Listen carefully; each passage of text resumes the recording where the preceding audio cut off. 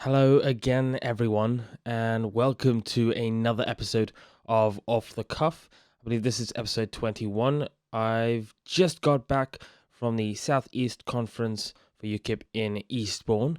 It was a very good time there. I went to the evening dinner on Friday and the conference on the Saturday, and all in all, good time. I met a lot of people who I wanted to meet from the YI and from UKIP in general, and it was a brilliant time. I really enjoyed it. But there's been a lot of interesting things that have happened, so I just wanted to make a little recording quickly to just share some of my views and reactions to the conference itself. So to start with, the main thing I first noticed was Paul Oakley's very kind and lovely speech. So if you haven't heard, Paul Oakley basically, if I'm going to summarize it, he pinned everything that's going wrong with UKIP on Carl Benjamin, and basically said he wanted UKIP to distance itself from Carl and his comments. And he announced that he was stepping down from the NEC. Oh, woe is me. So obviously, I completely disagree with the entire thing. I don't think Carl is to blame for everything that happened, and frankly, I'm not sad to see Paul Oakley go. I know a lot of people have heard of him, but as far as I was concerned, I've heard of Carl Benjamin. I haven't heard of him, and Carl's one of the main reasons I joined UKIP. I was already thinking about it, but Carl joining basically sealed the deal for me, and the support that UKIP gave to him, of course. Now, yeah, I thought that his whole comment, his talk was very interesting. He made some interesting points, but all in all, I disagree and figured he was wrong. But more and more, I found it much more interesting seeing Carl's response. Now Carl didn't really address Paul's comments, because rightly so, Carl just basically pointed out that Paul's comments were all based on pretty much a Guardian article summary of Carl's supposed comments and the facts around them. So Carl was pretty much said he just looked over a Guardian article and to understand what Paul had said because he didn't hear Paul's speech.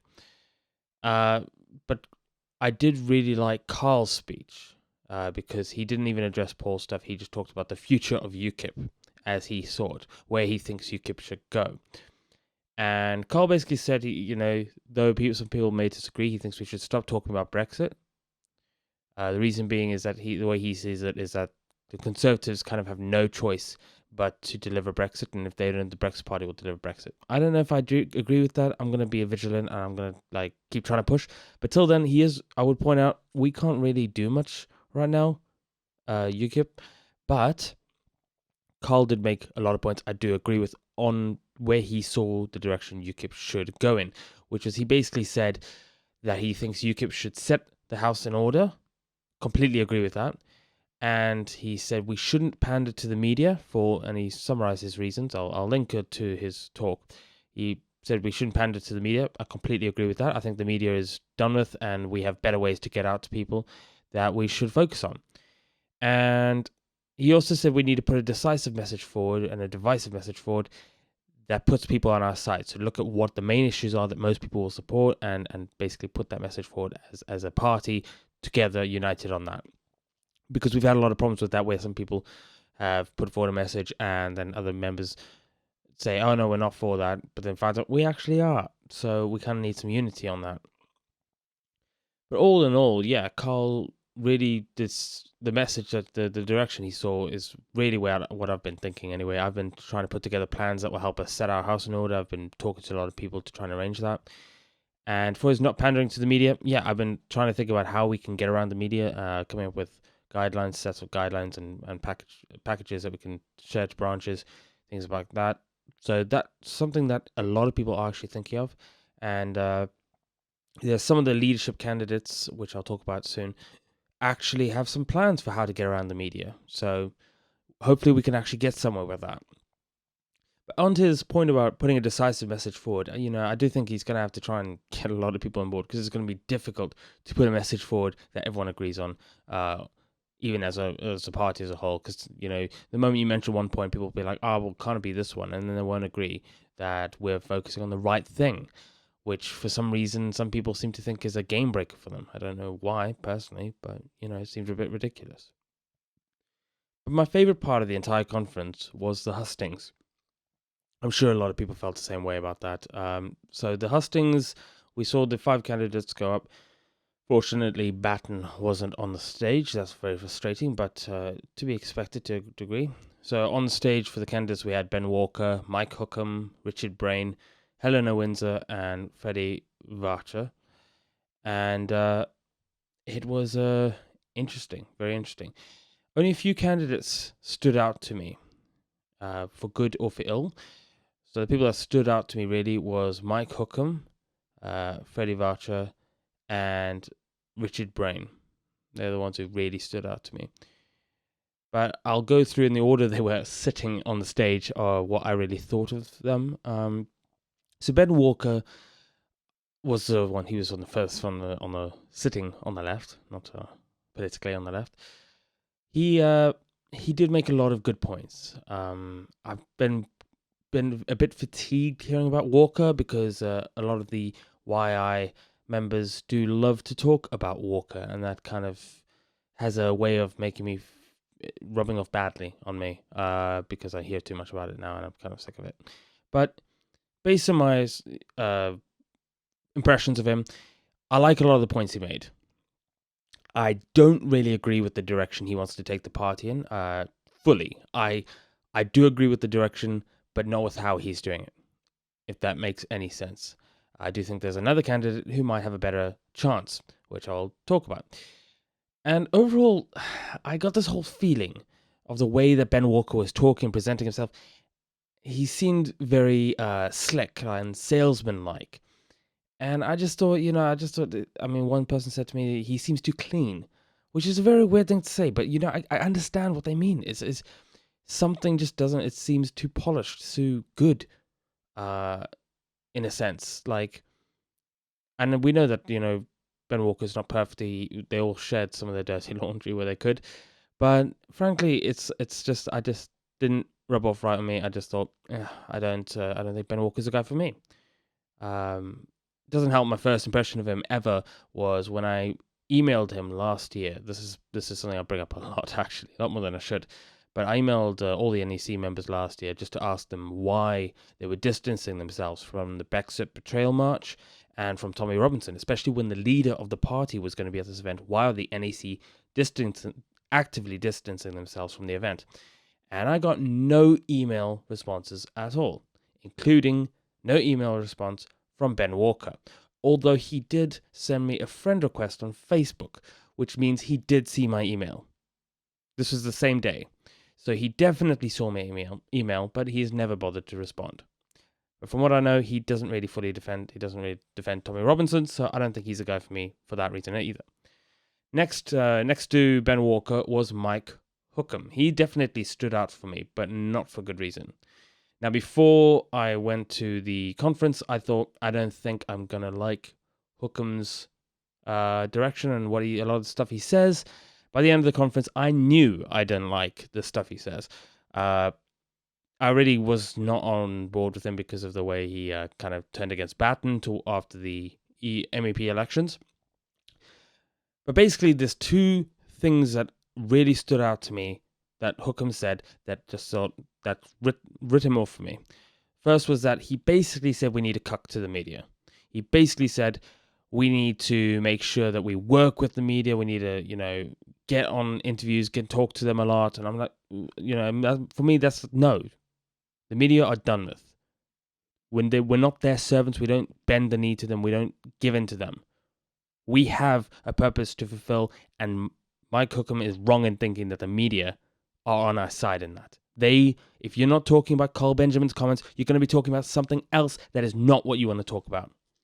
In person, there was only one candidate on that stage who seemed to be able to get past the media currently within the current environment. But I'll get onto that as well. The second thing he said is they were all asked, what is the biggest threat that you see post-Brexit? And they all had their various answers. I think there was free speech was one. People talking about culture, censorship, things. A lot of them had similar answers. Hookham had the most different answer, and I thought that's not a good answer. He said that he believed that the biggest biggest threat really would be with trade, and we needed to make sure that we sorted out our trading post Brexit. Now, the reason I thought, no, that's not a good thing to be saying is because of how Brexit has gone. We have had the Remain side telling us time and time again how the economy, we need to worry about the economy. We need it all, the economy is going to go bad if we leave the EU. And all of us from UKIP, all on the Leave side, everyone has been just saying, we don't care, we want to leave. We are not here, we don't like the economy will sort itself out, we want to leave. So none of the Leave side as that I've spoken to have the economy as a big concern. It's not their main concern. So if you want them to elect your leader, don't be focusing on the economy. Don't be focusing on trade as a biggest threat. That's not what people want to hear, because it's not going to be their biggest threat. It might be yours personally, but it's not going to make you leader. It's not. And I think Hooker missed the mark there, because I do believe there are bigger concerns than our economy and trade. I believe you sort out the other concerns, the other issues, and the trade and the economy will sort itself out on its own. Yes, you'll probably have to do some work, but it's not the main concern, definitely. So anyway, Hookham didn't really rub off well on me either. I need to stop saying rub off, but didn't get a good impression of him. Now, Richard Brain, he did say a lot of things that the other candidates said as well, but generally, I got this vibe from him as well. So where Ben Walker, I got this vibe of him being a sort of slick salesman kind of thing. Richard Brain, he had this look like he was committed and on a mission. Like, I don't know, maybe it's just his face. I don't know, but he looked really passionate and dedicated, just the way he was looking. Although he did have this problem, he kept looking like he was looking down. Maybe he was focusing on the front row or front few rows or something. I don't know. It might be to do with inexperience of speaking on stage. I wouldn't know. But yeah, it just kind of looked like he was looking down a lot until a few people pointed out to him, and he kind of sorted it out later on. But I spoke to Richard Brain personally because I found out that he was a web developer. And as a web developer myself, I thought I got to talk to this guy. So I went to go speak to him about some of his ideas, spoke to him about some of his projects, and he has some really interesting ideas. He's still an active developer, so he's to me, that's a good thing, because it means he's still on the ground. He's still got his head in business, in being an innovative person, because when you're a developer, you got to think about all sorts of solutions all the time. And he's got some really interesting project ideas to help make members more likely to be heard. He's got ideas to make it easier for branches to grow. And this is why I preferred him over Ben Walker, because Ben Walker's got this whole go grassroots thing. Richard Brain has an actual practical plan that will work for members on an individual from one person to a group of people. It'll work. And I'm planning on getting involved with, like, speaking to him and trying to help him with that, because as a developer, I'm always trying to get involved in some of these projects. But the main selling point for Brain, besides all his personal things, is the fact that he has announced that if he is elected leader, he is going to make Gerard Batten his deputy, which makes him the most defensive of Batten out of all of the other members. Because they were all asked whether or not they agreed with the NEC's decision for Batten, whether they thought Batten should stand. And Helena Windsor said she wasn't sure. Richard Brain said he should stand. Ben Walker said he should stand, and Freddie Varcher said he should stand. Mike Hookham said he agrees with the NEC's decision. So once again, ruling himself out for leadership, I think. But overall, that's, none of them said they would make Batten their deputy leader. And I think that if Batten and Brain unite, that will be a force to be reckoned with within UKIP. And I'll happily work with them. So next after Richard Brain was Helena Windsor. Now, I'll be brutally honest here. I didn't really find her noteworthy. She made a lot of points that I agreed with, but there were points that everyone else had made the same point. So, I just thought, she didn't say anything too interesting to me. And she seems to be on the right side of things. She's talked about the creeping censorship. She talked about Marxism, cultural Marxism being a concern. She talked about the same issues, basically, that all the others, except for Hookham, really, Hookham kind of was the most different. That's why I said he was kind of stood out to me, but not for good reasons. But Helena, she was on the right side of things, except for Batten, where she said she wasn't sure whether he should stand or not. And to me, that's I want certainty, or no for sure. Now, Freddie Varcher, the last guy, he definitely stood out. He stood out. Everyone agreed that he basically, I say everyone, a lot of people felt that he won the hustings. I don't know if you can win a hustings, but fair enough.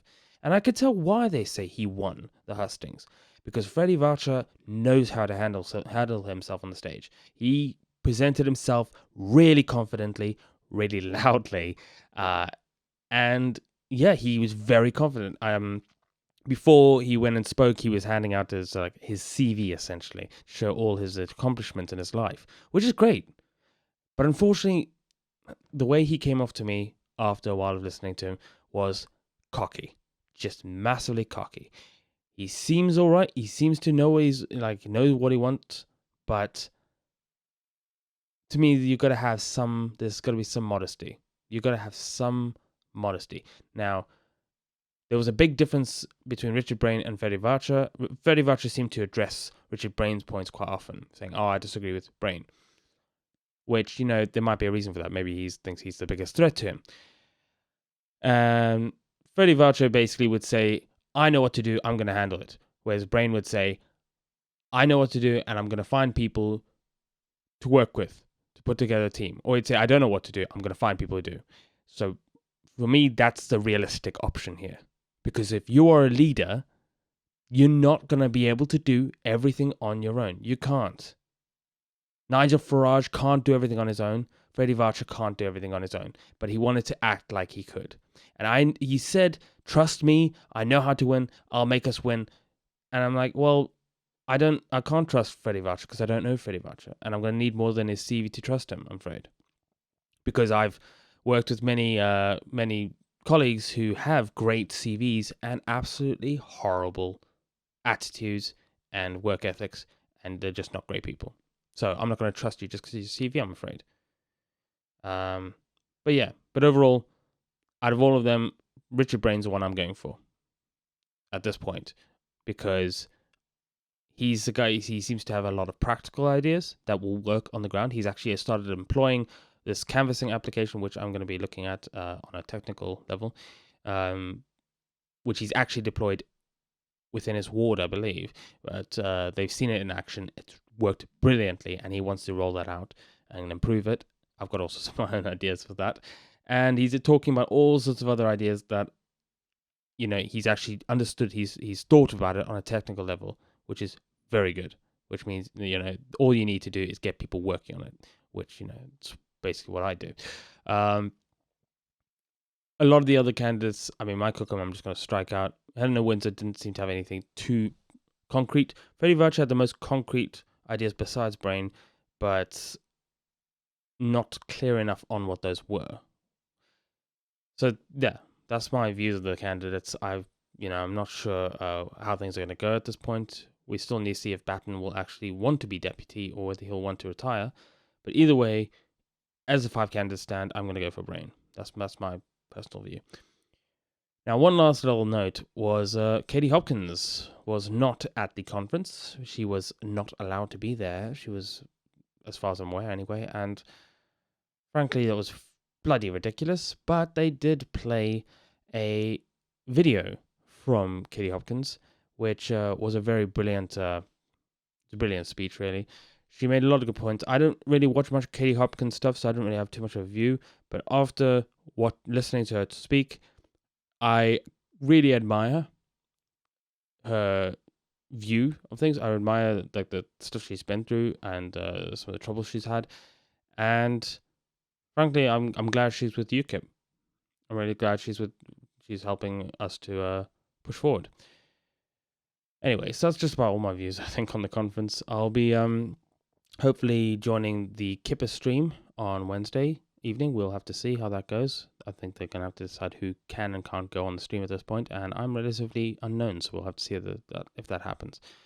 But we'll have to see. I'm going to post a link in the bottom, as I said, to the Carl Benjamin speech And there's a link to Katie Hopkins, I believe, her speech as well, which I'll put in the description as well. Let me know if you went to the conference or if you've seen any of the conference stuff. Let me know what you thought of it. And yeah, why don't you leave a comment down below? Which candidate have you got the best impression of, your first impression of? Because for me, first impressions are very important. And my first impressions of each candidate was quite different. I've actually got good impressions of most of the candidates. I reckon I will stay in the party no matter who gets voted in.